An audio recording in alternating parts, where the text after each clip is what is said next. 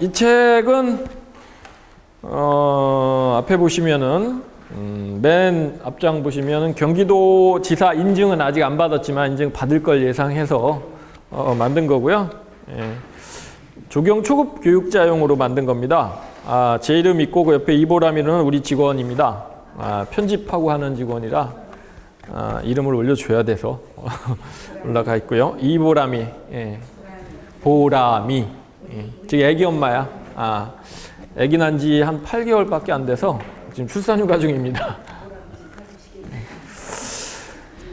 자, 목차는 지나가고 3페이지 한번 펴보도록 할게요. 3페이지. 자, 조경의 기원과 개념. 조경은 언제부터 시작됐다고 제가 얘기했죠? 네. 언제부터? 옛날 원시시대부터 내 주거지 주변을 하면서 내 주변을 가꾸면서 정원이 만들어지게 됐다. 뭐 여기 지금 우쌰우쌰 하는 애들이 있네. 여기 그죠? 조경의 기원은 인류의 정주 생활에서부터 시작되었다. 조경의 범주는 순수 건축물을 제외한 모든 공간이다. 네. 다음 페이지 보시면 조경의 개념, 조경의 뜻. 한자로는 조성할 조자, 지을 조자, 그다음에 경관, 볕경자, 경관경자를 쓰어서 경관을 조성한다. 포괄적인 의미로 정원을 포함한 5개 공간의 경관을 조경적으로 다루는 일. 한국은 1970년대 초반 박정희 정권이죠. 국토개발계획에 의해 고속도로 등의 건설 사업이 지속되면서 조경 분야가 성장하게 되었다. 1973년 서울대학교 최초의 조경과 영남대, 여기 경상도 분 계세요? 네, 영남대학교를 뭐라 그래요? 영대. 경남대학교? 경대. 그렇게 부른다는데. 자, 하여튼 영남대학교하고 서울대학교가 최초의 조경과가 설립이 됐고, 같은 시기에 10월 달에 2년제인 신구대학교에 또 생겼습니다. 그래서 우리나라에 조경과가 생긴 게 서울대, 영남대, 신구대 이렇게가 최고 오래된 학교입니다. 내가 거기 출신이라고. 후에 나왔어요. 80년대 초반에 나왔습니다. 거기는. 여기 와서 처음 알았는데. 그래요. 그렇게 오래됐습니다. 조경과가 그렇게 오래됐어요. 지금 신구대학교 계시는 분들이 대부분 다 서울대학교 출신입니다. 우리 김인호 교수님도 서울대 출신이시고요. 자, 용어의 정리와 범주를 보면 조경은 순수 건축물을 제외한 모든 5개 공간의 경관을 말하는 거고, 정원은 사적인 공간의 경관을 말하며 규모가 작은 편이고 아담하다. 그래서 규모만으로 따져서 정원과 공원이 나눠지는 건 아니고, 네, 사적인 공간으로 활용되는 곳을 정원이라고 얘기하고, 공공목적으로 경관으로 만든 것을 공원이라고 얘기한다. 대부분 이제 규모가 좀 크다. 네. 또 예를 들어서 개인주택 옥상은 옥상 정원인 거고, 오피스텔 같은 공간의 옥상 경관은 옥상 조경이라고 해야 된다. 국가별 용어를 보면 한국은 조경, 정원이라는 말을 동시에 같이 쓰고 있고요. 중국의 경우는 원림, 북한도 원림이라고 표현하고 있습니다. 일본은 조원과 정원을 같이 쓰고 있습니다. 여기 지금 정원은 빠져 있는데 일본은 조원과 정원을 같이 쓰고 있고요. 미국에서 랜드스케이프 아키텍처리라고 얘기하고, 랜드스케이핑 또는 랜드스케이프 가드닝이라는 말도 쓰고 있습니다. 정원은 가든이라고 얘기하고 공원은 파크라고 얘기합니다. 조경의 대상을 보면 주거지, 개인주택, 아파트 단지, 그 다음에 공원에 도시공원, 자연공원, 이것도 뭐 여러 가지 공원이 있어요. 도시공원 안에는 근린공원, 체육공원, 어린이공원 뭐 여러 가지가 있고요. 위락, 관광시설, 휴양지, 유원지, 골프장 등 뭐 이런 것들이 있고, 문화재 관련은 궁궐, 왕릉, 전통민가, 사찰 등 기타 도로, 광장, 사무실, 학교 등이 있습니다.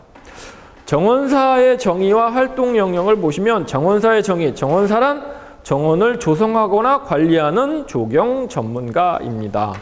정원 관리사하고는 틀립니다. 정원 관리사하고는 틀려요. 정원사는. 정원사, 뒤에 정원사라고 한 말이 붙는 분들은 대부분 설계를 할 줄 아는 분입니다. 기술자, 기술사 뭐 이런 분들, 사자 붙는 분들은 대부분 설계, 계획을 할 줄 아는 분들이 사자가 붙습니다. 자, 활동 영역.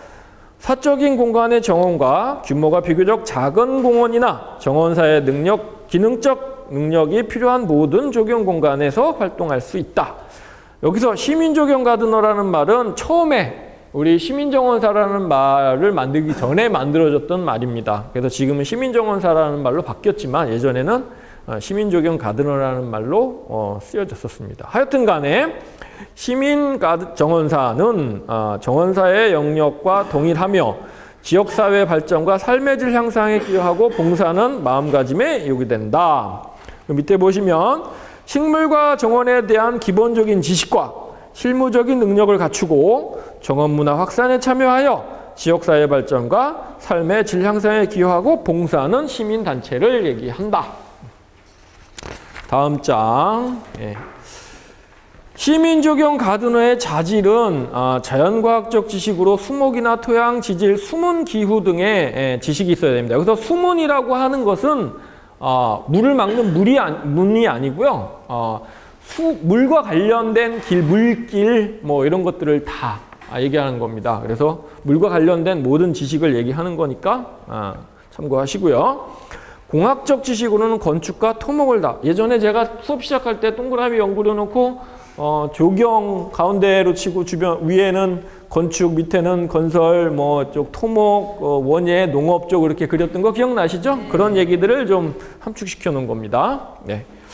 자, 예술적 소양과 아름다운 공간을 창조하는 미적 감각도 있어야 되고 인문학적은 인류학, 지리학, 사회학, 심리학 뭐 이런 것들이 다 포함되어야 된다. 굉장히 넓은 분야죠. 그래서 조경이.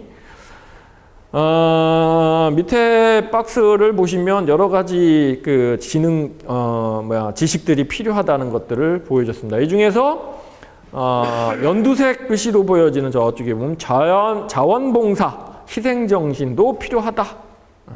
적극적인 활동, 타인에게 배려하는 마음, 식물에 대한 애호, 관심, 공동체 의식 또한 필요하다. 이런 것들이 있습니다.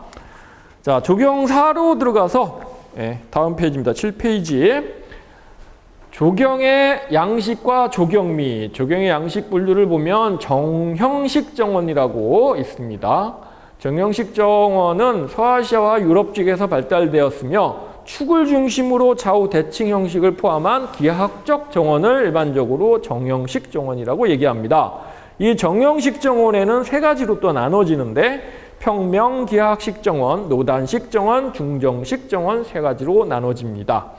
평명 기하학식 정원은 평야지대, 프랑스 정원의 바닥이 평평한 지형적인 여건 때문에 평평한 기하학적 정원이 만들어졌습니다. 노단식 정원은 이탈리아 정원의 산악지역인 이탈리아 정원의 특색으로 계단형 형태의 우리 노단식 정원이 우리 다랭이논하고 같은 비슷한 분위기가 나올 겁니다.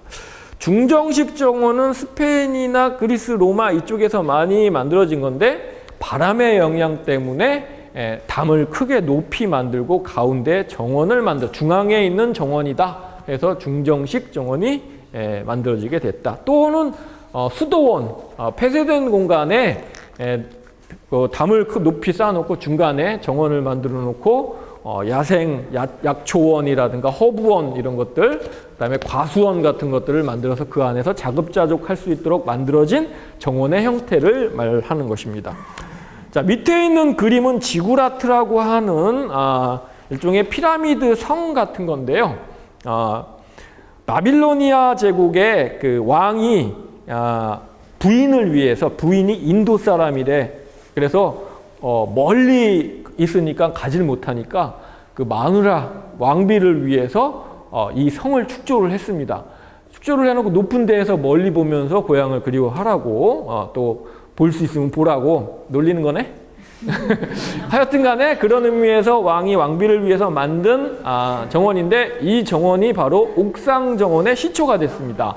이 위에는 인공지반을 만들고 인공지반에다가 야자수 및 뭐 열매들이 열리는 과일 유실수들을 심어서 수확도 하고요.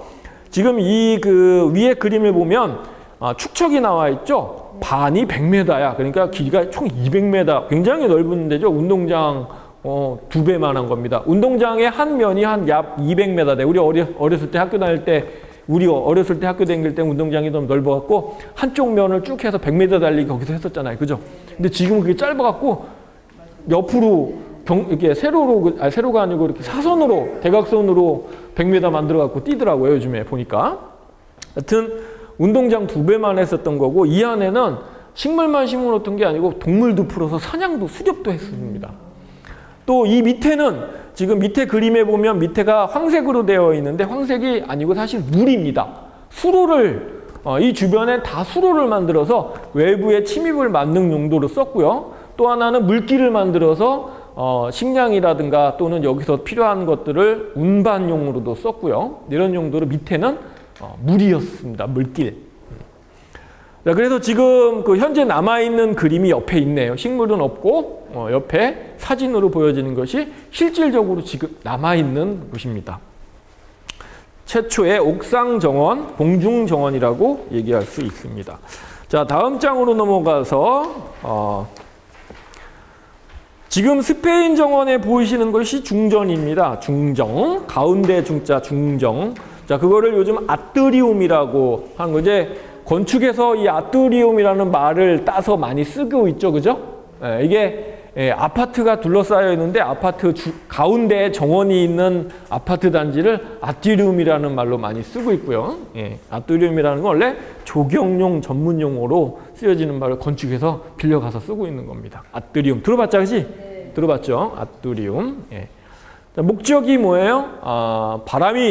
모래바람이 많이 불고 하다 보니까 담을 높게 쌓고요. 전쟁 때문에도 전쟁 나면 여자분들이 꼭 손해를 보죠.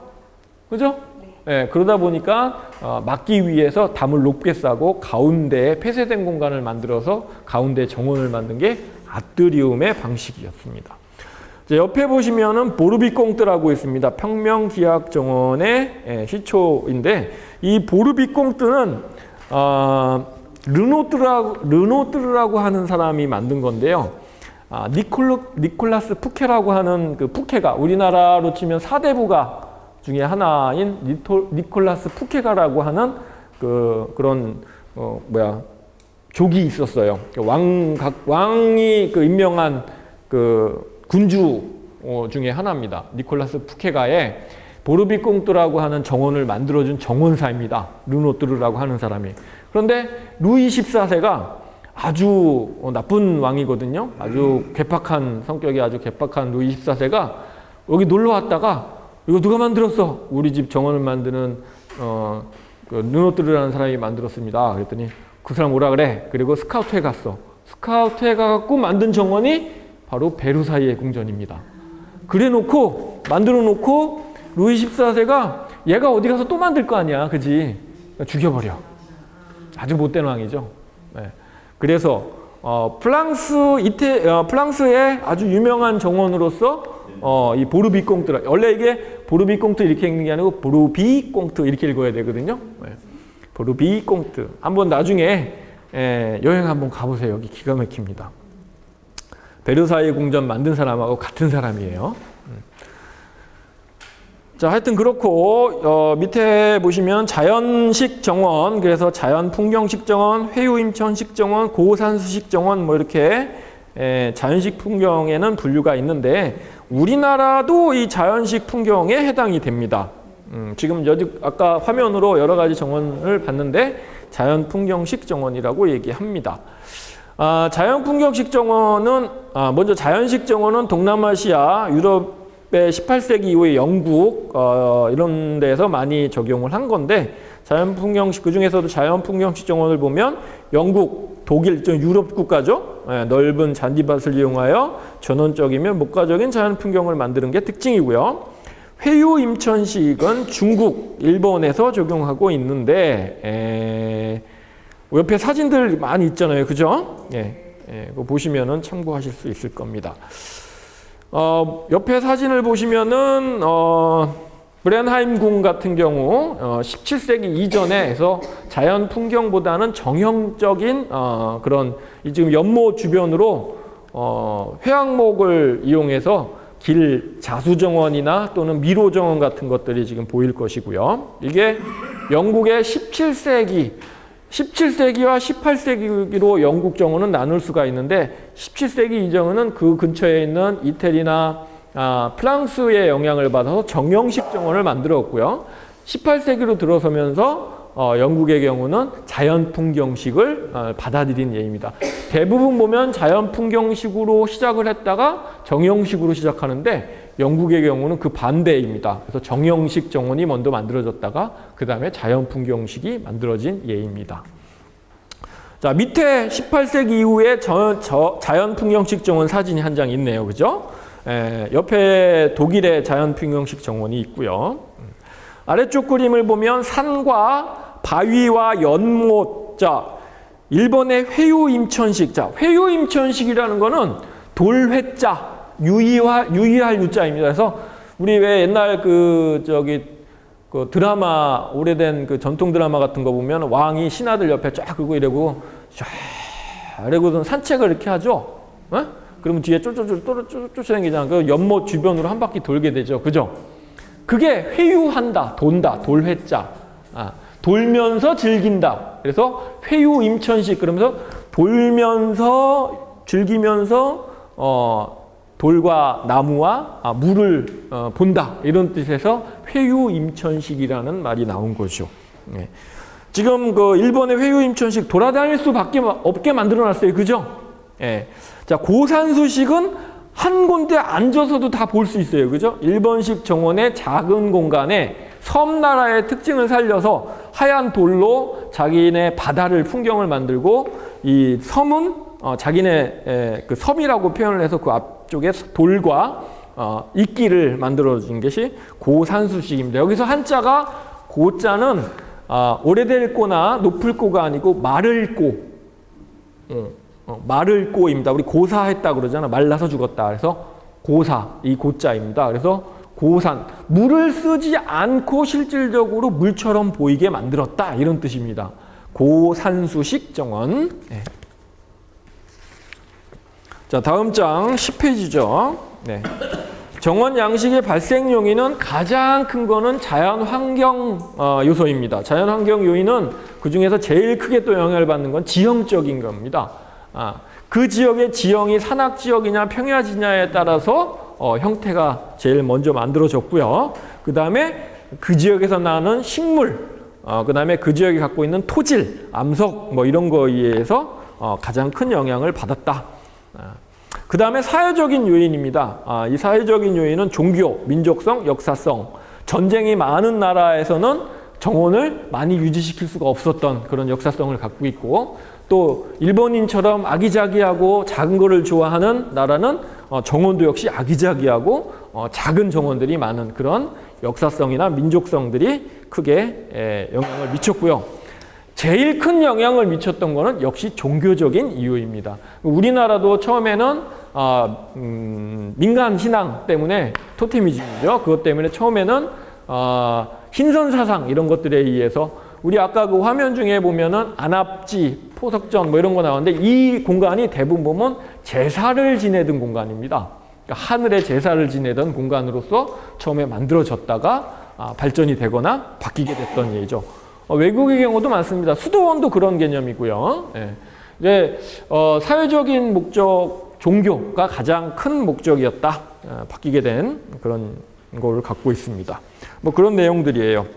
옆에 사진 베르사유의 궁전 누가 만들었다고요? 르노트루가 만들었습니다. 르노트루. 베르사유의 궁전 만들었어요. 예, 이 당시에 루이 14세가 대장이었고. 자, 밑에 보시면 이탈리아 노단식 정원이 있습니다. 빌라 데스테 빌라라고 하는 건데, 우리 주거지 중에 빌라라는 말 있죠? 이 빌라라는 말은 사실은 원래 별장이라는 뜻입니다. 빌라 사는 사람들은 다 별장에 살고 있는 거야. 빌라 사시는 분 계신가요? 별장에 사시는 겁니다. 빌리지, 또 이게 빌리지라고도 얘기하죠. 빌리지. 빌리지는 일반 별장보다 좀 더 큰 거, 그래서 주 주거지로도 쓰고, 이건 어떻게 보면 세컨하우스라고 보면 됩니다. 별장하고는 좀 별개. 별장은 심심할 때만 가는 거고, 이 빌리지는 좀 더 큰 거를 얘기를 했었습니다. 이게 이제 이 건축 용어예요. 빌리지, 빌라. 다음 장 우리 아까 화면 봤던 동양 조경 중에 한국 정원으로 한번 들어가 볼게요. 자, 우리나라 정원 한국 정원의 특징은 사상, 처음에 신선사상, 백제의 국납지나 신라의 안압지 같은 거, 국남지, 안압지 이런 것들이 신선사상, 하늘의 제를 지내는 공간으로서 처음에 만들어졌고요. 근데 하늘의 제를 누가 지내? 왕이 지냅니다. 그래서 궁 안에 만들어지게 되죠. 그런 특징이 있습니다. 지형적인 이유는 이성계 전과 후로 나눌 수 있습니다. 이성계 태조가 그 전에는 신선사상하고 불로장생이니 뭐 이런 것들을 많이 믿고 있다가 이성계 이후부터는 그런 것들을 믿지 않고 대부분 풍수지리가 우선으로 시작을 해서 사학들이나 이런 것들이, 유교 이런 것들이 들어오기 시작했습니다. 그래서 약간 그 시대, 조선 전이냐 후냐에 따라서 약간 형태가 나눠지게 되는데, 우리나라에는 크게는 연못입니다. 아까 우리 화면을 보면 어떤 공간이든지 다 연못이 있습니다. 그 연못은 물과 풍수지리설에 크게 영향을 미치는데요. 물은 재물이나 재물이나 좋은 운과 관련되어 있습니다. 그래서 연못을 판다, 연못을 만들어 놓는다 한다는 거는 풍요와 그 다음에 재문운, 지금도 그렇습니다. 지금도 물이 배산임수라 그러잖아요, 그죠? 물은 사람한테 꼭 필요하기 때문에 물과 관련된 시설들이 많이 있게 되죠. 그러니까 아파트 같은 데에도 드론 입구에 벽천을 만들거나 연못을 만드는 이유가 다 연계가 있는 거죠. 그런데 우리나라 전통 조선시대 후기에 조선시대 이제 이후에 만들어진 정원을 보면 대부분 연못이 사각 연못에 원형인 섬이 만들어집니다. 요거는 우리나라 옛날에 이런 말, 지금은 좀 틀린 얘기지만 옛날에는 땅이 네모나다고 생각을 했어요. 그래서 땅을 네모나다고 보고 하늘은 둥글다고 봤기 때문에 그 형태에 맞춰서 네모난한 연못과 섬을 만든 거죠. 그게 이제 풍수지리와 신선사상과 뭐 여러 가지 유교 사상들이 합쳐져서 만들어진 연못입니다. 그래서 네모난 연못과 그 안에 동그란 섬을 만드는 것을 한자로 방지원도라고 얘기합니다. 그 위에 있죠, 방지원도. 그리고 사대부가의 그 정원의 뒤후원을 보면 화계, 아까 우리 전통학교 석사 교수가 나와갖고서는 말씀하셨는데 그분은 배에다가 방독면을 하나 차고 다니셔. 항상 배가 이때만에 더 나오셨어. 얼마 전에 봤는데 이만해. 대단한 분이지. 하여튼 그분이 아까 설명을 했는데 우리나라 사대부가 이상의 좀 재력이 있는 집에는 특히 내실 또는 안방이 있는, 그러니까 부인들이 많이 거처하는 곳에는 뒤에 화계를 만들어서 운영을 했습니다. 그 화계, 꽃계단. 네, 꽃계단이라고 그러는데 그게 이제 사대부가 이상에는 거기에 돌을 갖다가 이제 깎아서, 사각 돌을 깎아서 만들어 놓는데 길고 큰 돌이라고 해서 제 이름하고 비슷한 장대석이라는 말을 붙이게 돼요. 계단돌로도 쓰고 그 다음에 계단을 높이 쌓아 올리는 축으로도 쌓던 돌인데요. 장대석이라고 그 화계를 만들어서 그 화계에는 열매가 열리는 나무, 앵도나무 뭐 이런 것들, 작은 열매가 열리는 외화나무 뭐 이런 것들, 그 다음에 초본유들은 뭐 작약 이런 것들, 그 다음에 옥자마 뭐 이런 것들을 심어서, 또 어떤 데는 원래 집안에는 대나무를 심지 않습니다. 집안에는 대나무를 쓰지 않아요. 그거는 옛날 그 토테미즘에 신을 부를 때 대나무를 흔들어서 불렀던, 무당집에도 아직도 대나무 꽂혀져 있잖아요. 그래서 대나무는 집안에 심지를 않습니다. 근데 오죽은 심습니다. 그리고 조리대도 심습니다. 그래서 화계에다가 오죽이나 조리대를 심는 용도로 화계의 끄트머리에다가 이렇게 심었고요. 자, 화계라는 게 있고요. 음양오행, 주정원과 후정원이 있고 낙엽, 화렵수를 많이 식재하였다. 십장생, 소나무, 거북, 학, 사슴, 불로초, 해, 산, 물, 바위, 구름 뭐 해갖고 동네마다 틀려. 그리고 쓰는 사람마다 좀 틀리고요. 뭐 이런 것들을 활용을 했다. 먼저 삼국시대를 보면 고구려, 대부분 이때는 그 전쟁이 많았고 해서 대부분 이게 지금 다 평양에 있는 평양성에 관련된 안학궁, 장안성, 이게 평양성을 기준. 우리 예전에 영화 중에 평양성이라고 있었던 것 같은데, 그죠? 코믹 영화? 평양성이라는 영화 있었던 것 같은데. 하여튼 간에, 그 당시에도 정원을 관장하는 부서가 있었습니다. 내원서라는 부서가 있었습니다. 고구려 시대 때도. 백제 시대 아까 대표적인 정원으로 부여의 국남지, 공주의 임유각, 이런 것들이 있습니다. 이 당시에 6세기죠. 6세기면 500년대입니다. 500년대.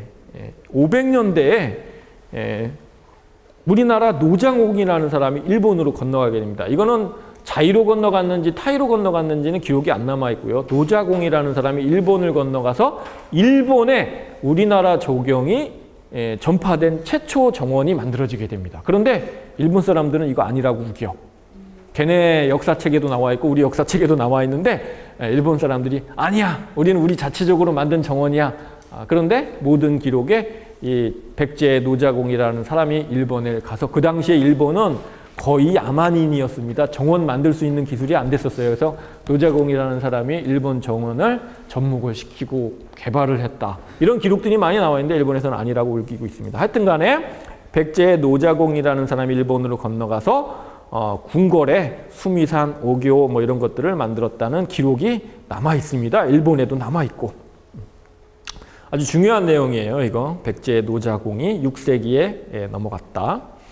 자, 신라시대 및 통일신라를 보시면 이제 경주의 안압지, 문무왕 14년이고요. 그 안에 아까 봤던 포석전, 잔 띄워서 자기한테 앞에 떨어지면 그 술 먹고 시를 퍼야 됐다고 했던 포석전, 임해전 이런 것들이 있고요. 밑에 아래에 보면 백제 국납지의 사진이 있죠. 그죠? 헬기에서 내려서 찍은 사진이 있고, 저쪽 다리 끝에서 내려보면서 찍은 사진이 있고요. 자, 경주의 신라 안압지가 또 옆에 사진이 또 있네요. 자, 고려시대로 넘어가서 중국 송나라의 수법을 모방해서 석가산, 이건 돌로 만든 가짜 산이라는 뜻입니다. 석가산, 이게 불교 쪽하고는 관련이 없고 석가산, 가짜산, 돌로 만든 가짜산, 이런 것들을 화원, 꽃의 정원을 만들었다. 많은 누각을 축조하였다. 대표적인 정원으로 동지라는 데가 있는데 지금은 남아있지 않고요.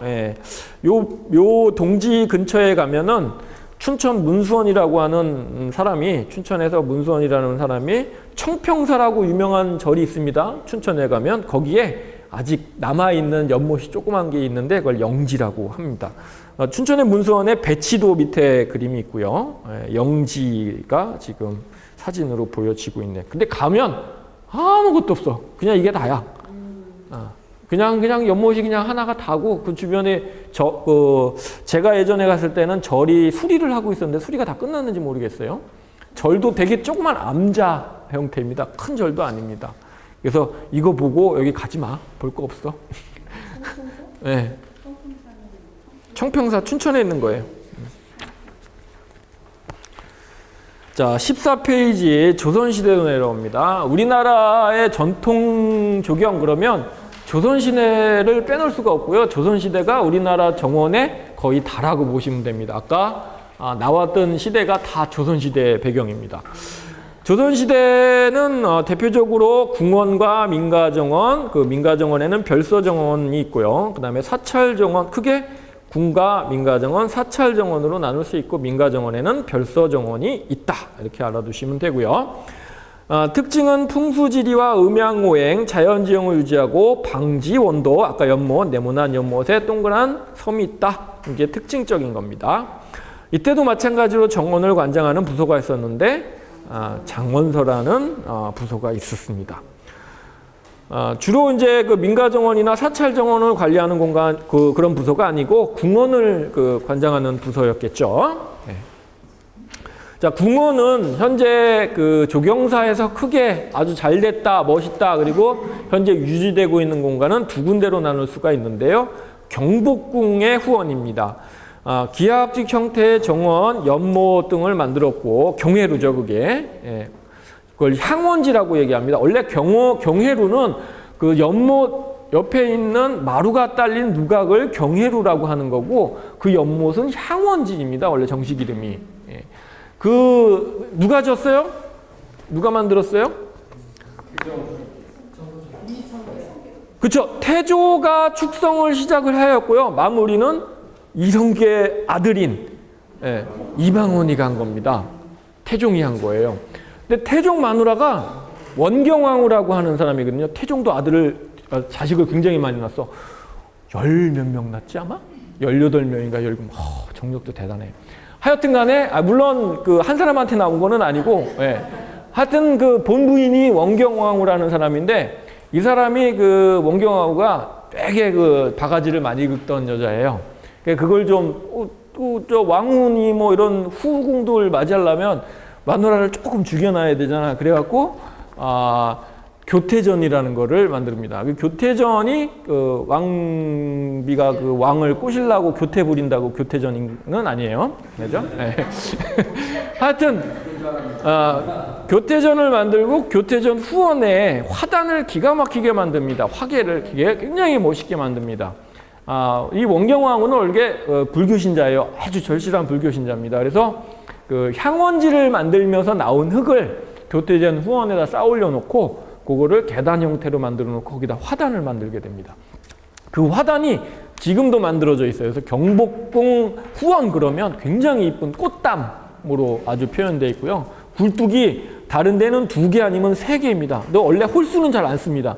2개 아니면 4개를 쓴 데는 6개가 있어요. 그 굴뚝에 십장생들이 다 새겨져 있고 꽃담, 화담을 만들었는데 그게 아직까지도 존재하고 있고요. 아주 유명한 정원으로 남아 있습니다. 그래서 경복궁 후원이 아주 멋있는 정원이라고 얘기합니다. 자, 창덕궁은 뭐 아까 말씀드린 것처럼 그 비원 또는 후원 뭐 이렇게 얘기하죠. 다 같은 말로 쓰여집니다. 여기 금원, 북원, 비원 다 같은 말로 쓰는데 예전에 그런 얘기가 있었어요. 비원이라는 말은 후에 만들어졌으니까 비원, 비밀의 정원은 아니지 않냐? 근데 이거는 그 당시에 전쟁이 나고 그러면 또는 내란이 일어나거나 아니면은 뭐 이런 게 일어나면 좀 피하는 공간으로 썼기 때문에 비원이 틀리지 않다 해갖고 지금은 다 같이 쓰고 있으니까 오해 없으시기 바라고요. 궁들이 굉장히 많아요. 창경궁, 창덕궁 뭐 이렇게 많은데 조경사 쪽에서 멋있는 정원, 멋있는 그 경관 이런 거를 따질 때 어디가 좋아 그러면은 지금 이걸 읊었는데 이게 경복궁인지 뭐 헷갈리는데 기역자만 생각하시면 됩니다. 경복궁, 창덕궁, 기역자, 기역자만 생각하시면 됩니다. 이쪽 정원만 멋있다. 나머지들은 그렇다. 그래서 경복궁, 창덕궁만 기억해 두시면은 이쪽에 좋은 여기 지금 그림에 나와 있죠. 경복궁 교태전 후원에 계단을 다른 계단보다 많이 만들었고요. 또 계단의 폭도 넓어요. 그래서 거기에 화단을 만들 그 용도로 넓게 만들었는데 보통 일반적인 화단은 이 폭이 높이도 1m 미만이고 폭도 1m 미만입니다. 1m 범위 내에서인데 이 경복궁 후원의 경우는 1m 50짜리 공간도 있고 1m 20짜리 공간도 있어요. 이 책상만한 폭입니다. 그러니까 여기다가 굉장히 큰 나무들도 심을 수 있었던 거죠.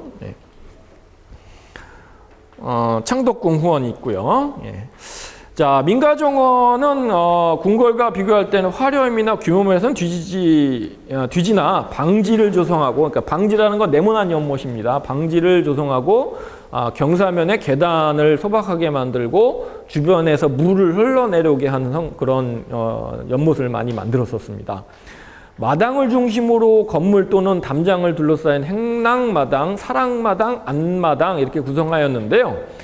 예전에 조선시대는 농경시대였기 때문에 수확한 농산물들을 탈곡하기 전에 말려야 되는 시간이 필요했습니다. 해서 그 공간을 활용하다 보니까 앞쪽에 자기 집 정원 안에를 정원을 꾸밀 수가 없고 그냥 맨 땅으로 놔둘 수밖에 없었습니다. 또 옛날에는 공동 공간이 많지 않았기 때문에 회가변이라든가 초상을 치르거나 아니면 결혼식을 혼례를 치르려면 거기서 할 수밖에 없었기 때문에 우리 조선의 정원 앞정은 대부분 맨 땅이었습니다. 그러나 사랑마당 손님을 맞이하는 공간의 정원이라든가 또는 부인들이 사는 안내 내실 쪽이나 내당 쪽에는 앞에 화단을 만들어서 여러 가지 나무들을 심었습니다. 기억해 두시고요.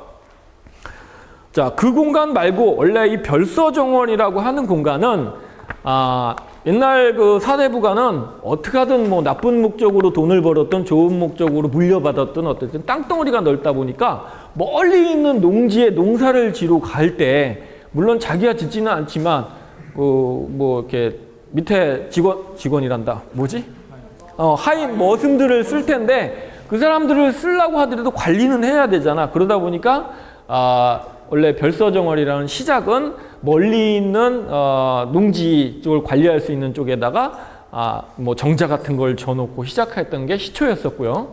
그 다음에 이제 조선시대 중기 이상 지나면서 띵까띵까 하려고 방랑시인 또 여러 가지 목적으로 술도 좀 먹고 못된 짓도 좀 하고 바람도 피려고 하다 보니까 이 별서정원들이 만들어지기 시작했어요.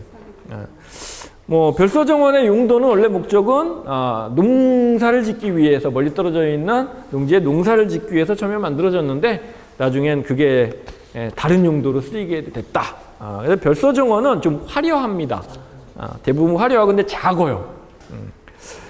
자, 먼저 우리가 이제 앞으로 갈 장소죠. 담양에 있는 소세원 양산보라고 하는 사람이 졌는데 이 양산보는 어린 나이에 과거급제를 하게 됩니다. 17살에.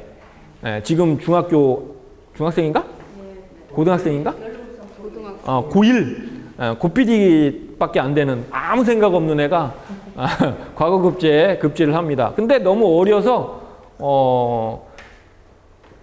교수를 못 받았어요. 그러다 보니까는 그 당시에 하여튼 있어. 나중에 얘기하자. 네. 말이 길어지니까. 네.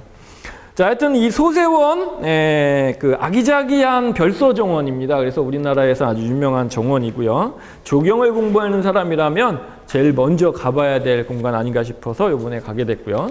다음에 다산초당 있죠. 정약용, 다산정약용이 만든 별당입니다.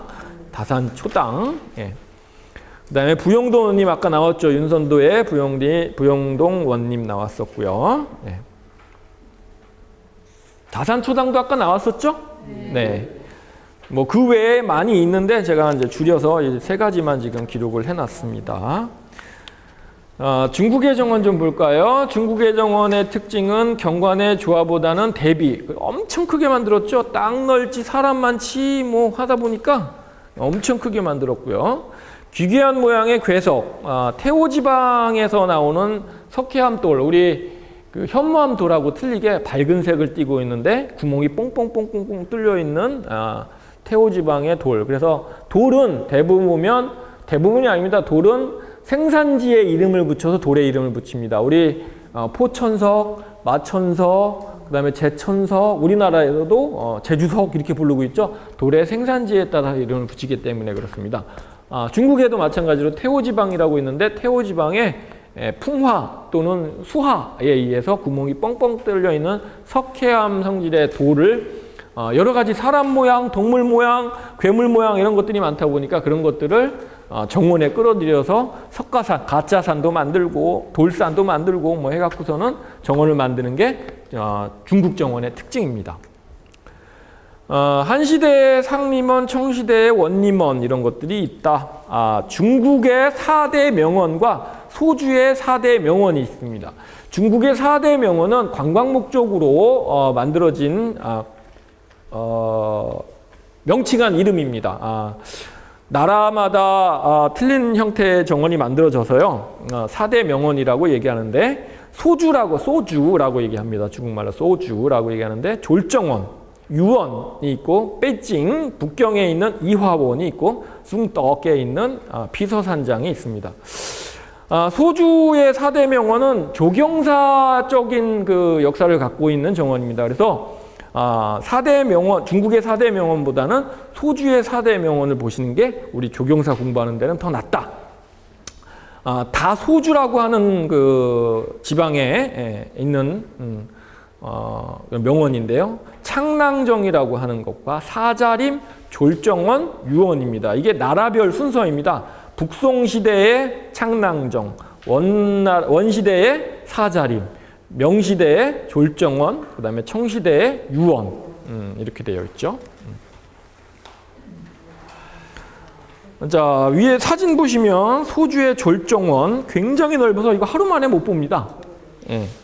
소주의 사자림 같은 경우는 하루 만에 볼 수 있는데 졸정원은 하루 만에 못 봐요. 굉장히 넓은 지역이죠. 여기 보시면 구멍이 뻥뻥뻥 뚫려 있는 석가산 보이네요. 그죠? 이 형태가 사자 같다고 해서 사자림 이렇게 이름을 붙였다고 합니다. 다음 장에 일본의 정원의 특징을 보도록 하면 돌과 모래의 정원입니다. 일본의 정원의 특징은 물과 계류를 이용한 정원이고 나무와 이끼를 이용한 정원 이렇게 특징을 볼 수가 있고요. 이건 이제 그 시기별로 좀 나누는 건데 8세기에서 11세기에는 임천식 그래서 물과 숲밖에 없었어요. 그 당시에는 길이 없었어. 이게 이제 백제 노자공이 가서 처음에 기법을 시작을 했던 거고요. 12세기에서 가만히 있어봐. 내 발에서 이거 지금 막 나오는 흙인가? 이게 왜 여기다 흙바닥이죠?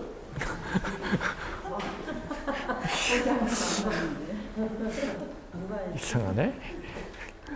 자, 12세기에서 14세기 물하고 숲만 만들어 놓으니까 안 돼서 그 사이사이마다 산책로를 이제 만들기 시작해서 여기서 회유 임천식 정원이 축소되었습니다.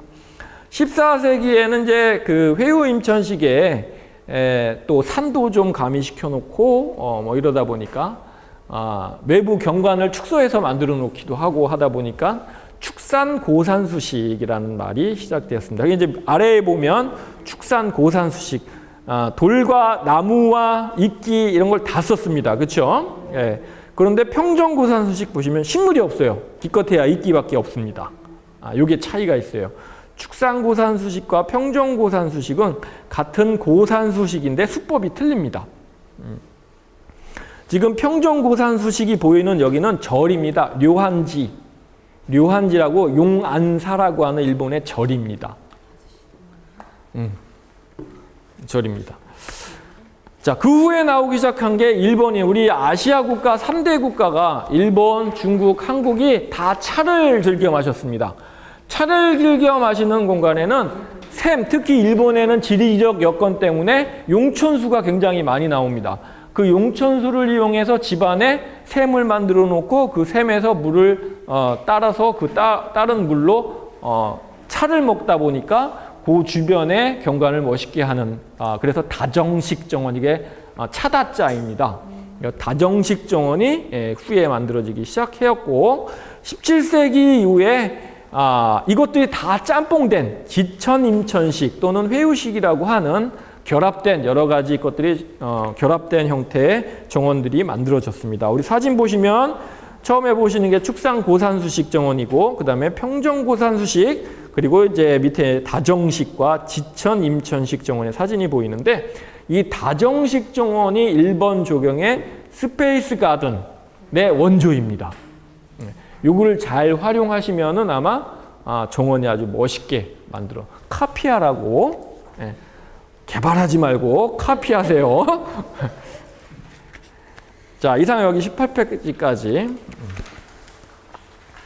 자, 오늘 근데 지금 가면 6시 전에 아니면 후에 가능해요? 그러면 빠른 저녁을 먹게 되겠네요. 그죠? 빠른 저녁. 저는 7시, 8시나 이쯤에 밥을 먹기 때문에 어떨 때는 야간 강의 있으면 10시 넘어서 저녁 먹는 경우도 있어갖고 너무 일르지 않나 싶은데. 자, 오늘 수업에 대한 질문 있으세요? 제가 질문을 하나 받았었는데, 소나무에만 지륭이 있습니까? 라는 질문을 받았어요. 없습니까? 우리 선생님이 질문하셨는데, 소나무에만 지륭이 있는 거, 소나무에 지륭이 없는 거, 이런 질문인 것 같습니다. 그런데 모든 나무에는 지륭과 지륭선이 다 존재합니다. 그런데 소나무의 경우도 많이는 볼 수 없지만 지륭이 있습니다. 융기가 있어요. 어떤 거에서는 보여지고 어떤 것은 한 나무에도 어떤 가지는 보일 수 있고 어떤 가지는 안 보일 수 있습니다. 대부분이 없지만 있습니다. 그리고 과실수, 유실수의 경우는 대부분이 있지만 없는 것도 있습니다. 그러니까 어떤 나무는 있습니까? 어떤 나무는 없습니까는 옳지 않고 나무에 따라서 프로테이지로 따라서 많이 있을 수 있고 적을 수는 있지만 저 모든 나무에는 지중과 지중선은 다 존재한다. 가지도 마찬가지예요. 가지 어떤 가지든 간에 다 존재한다. 그래서 제가 설명할 때 지중선을 보고 지중선에 맞는, 그리고 지중을 보고 지중에 맞는 가지치기를 해야 된다고 전에 말씀을 드렸어요. 질문이 있어서. 그러니까 소나무에는 거의 대부분이 없지만 있는 가지도 있다. 잣나무에도 스트로보스 잣나무 경우는 대부분이 없습니다. 그렇지만 있는 경우도 있다. 네, 이렇게 보셔야 돼요. 그래서 제가 바로 답을 안 드리고 수업 시간에 답해드리겠다 그러고 다시 질문하라고 했었어요. 잊어먹고 갈까봐. 또 하나 또 제가 수정할 게 있는데, 우리 지난번에 마지막 야외 수업을 가서 벌목한 나무 있잖아요. 제가 테다라고 했었잖아요. 다시 확인해 보니까 테다가 아니고 히말라야 시다였습니다. 예, 테다라고 하는 거는 일본식 발음으로 테다고 시더가 맞는 말이거든요. 시더, 테다. 일본식 발음이다 보니까 그렇게 변한 건데, 제가 히말라야 시더는 대부분 처진다고 말씀드렸어요. 그죠? 근데 저기서 생육이 좋지 못하다 보니까 길지 않아서 아마 제가 잘못 오인한 것 같아요. 테다가 아니고 뭐다? 시다. 그래서 히말라야 시다가 맞습니다. 히말라야 시다는 테다하고 틀린 게, 히말라야 시다는 공해도 강하고 염해도 강합니다. 두 개 다 강해요. 그래서 아마 심어놓은 것 같아요. 근데 다밥에는 굉장히 약해요. 다밥이 뭐냐면 사람이 밟아서 딱딱해지는 것, 또는 오랜 시간 지나면서 땅이 딱딱해지는 겁니다. 땅이 딱딱해지는 거에는 죽을 수 있어요. 그래서 제가 거기 볼 때는 딱딱해서 죽은 것 같습니다. 땅이 말랑말랑하지 못하고 딱딱해서 죽은 것 같습니다. 그럼 뭐 이유는 뭐 다른 이유가 있겠지. 히말라야 시다로 수정합니다. 네. 저희가 가을에 보리수 나무가 있는데 보리수가 굉장히 많이 열렸어요. 두 넘기 이렇게 되어 있는데 그게 쫙 찢어져서 저기 찢어졌거든요. 그래서 한 나무가 완전히 그냥 떨어져 나갔어요. 근데 그거 원인은 어떻게? 그 보리수의 경우는 열매가 굉장히 많이 열려요. 그 이제 나무가 같은 힘을 갖고 있는 가지를 동시에 한 나무에서 Y자 형태로 만들어진다면 그거는 키울 때 잘못 키운 겁니다. 같은 힘을 갖고 있는 Y자 형태의 가지를 만들어 놓으면 반드시 가운데가 찢어지게 돼 있어요. 거기다 유실수의 경우는 무게 때문에 찢어지고요. 그래서 유실수의 경우는 한 주에서, 한 대에서 올라오는 Y자 형태가 만들어진다 그러면 빨리 잘라줘야 돼요. 그래서 가지를 따로 나오게 만들어줘야 됩니다. 원가지에서 Y자 형태로 같은 세력으로 같은 굵기에 갈라지는 가지가 만들어지면 반드시 찢어지게 돼 있습니다. 하나는 살기, 하나는 살지. 그럼 엇갈리게 이렇게 해야 돼. 그렇죠, 엇갈리게 만들어줘야죠. 이제 과수하는 것들이 많이 그래요. 복숭아나 이런 것들이 과수 목적으로 키우는 사람들이 자기 키에 맞춰서 수확할 수 있게 밑에 한 이만큼 1m 미만에서 대부분 많이 갈라지게 만들어 놓습니다. 그게 바람에 대부분 많이 갈라지죠. 그것 때문에 그래요. 과수는 좀 틀리니까. 과수는 목적이 수확을 많이 하려고 하는 게 목적이었으니까 그럴 수 있습니다. 근데 우리 조경에서는 과수처럼 키우지 않고 어긋나게 나오게 유도해서 키워야 됩니다. 과수는 그렇게 키워야죠. 많이 수확해야 되니까. 그러니까 우리 관리에 있어서 과수 목적으로 하는 그 전지 방법과 조경에서 하는 관리 목적상의 관리 방법은 틀립니다. 됐나요? 네. 하나 자르면 하나 살 수 있습니다. 소나무 수는 왜 가위보다 손으로 잘라주는 게 독 때문에 그래요. 네. 나중에 그거 보여드릴게요. 자, 여기서 마치겠습니다. 고생하셨습니다.